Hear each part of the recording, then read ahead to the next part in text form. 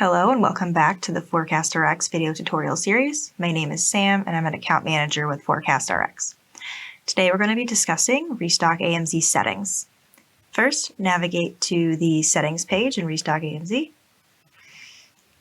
and you will see FBA replenishment model on the top. This is where you select how you typically replenish products to Amazon, either from your supplier directly or from your local warehouse location. If you choose to use supplier ships to FBA, RestockAMZ will use the lead time set for your supplier shipping time. If you choose warehouse ships to FBA, you will use the account level warehouse lead time setting shown right here below for all of your products. This replenishment model setting here is an account level setting. You can change it at any time as well as on the item level within Restock from Supplier or from the Items page within Manage Company. Next, we have the warehouse lead time. This is the average amount of days it takes for your products to arrive and become saleable at Amazon from the time you created a shipment. This is an account level setting as well and can be altered at any time and set on the item level through the Items section. You may want to adjust this lead time around peak seasons such as fourth quarter, when the shipment processing time at Amazon typically increases due to increased volume of shipments.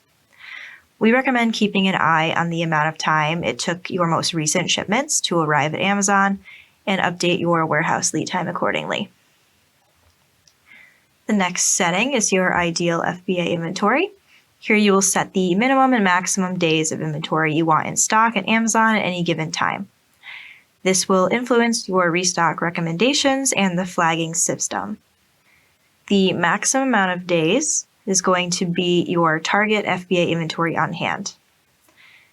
Any item with stock levels above this number of days will display a green flag. The minimum number of days of inventory will be the lowest you want your inventory level to be. Anything below this number will display an orange flag for restock now. When the days of stock is between your minimum and maximum, they will display the yellow flag for restock soon. Ideal FBA inventory can also be set on the item level in the Items page. Next, you will see the RestockAMZ daily sales rate rules. This can be set as automatic, average, or date range. If you set to date range, the daily sales rate calculation will be based on your product sales in the selected period.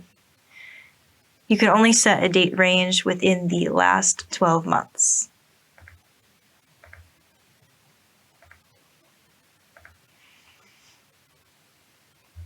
You can also use average for your daily sales rate calculations.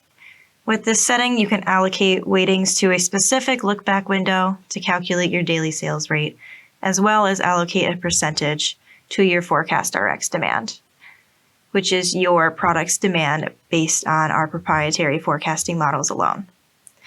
If you would like your recommendation to rely more heavily on the future forecast predictions than the recent look-back periods, you can set a higher percentage to the ForecastRx demand. We recommend starting using the automatic adjusted weightings. This setting will automatically apply weights to ForecastRx demand and the timeframes based on the individual product's sales history. For example, if you have a new product that has only been selling for around 30 days, the automatic setting will not allocate any percentage to the 60-day look-back window and further timeframes. Similar to lead times, this can be set on the company, supplier, or item level as well. And then last, we have the inbound working calculation toggle. If this is on, it means any shipments in working status will be included in your inbound inventory and will affect your restock recommendations. You might want this toggle off if you frequently have shipments sitting in working status for a long period of time. Remember to save your changes when you are done editing your settings. Next, we will move into the company details page. We'll have additional settings here for RestockAMZ.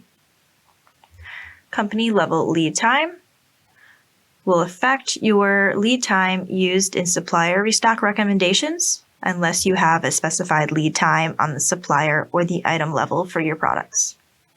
Order interval and service level are not factored into RestockAMZ recommendations. They're only applicable to your purchasing recommendations. Next, we have the pending order toggle here. If you would like pending customer orders to be factored into your sales history, keep this toggle on. Pending orders have the possibility of being canceled before shipping, so if you turn this toggle off, only shipped customer orders will be considered in the recent sales history. We also have the adjusted daily sales rate toggle below. If you have this toggle on, the daily sales rate calculation will discount days where your product was out of stock, and it will give you a daily sales rate recommendation had the product been in stock continuously.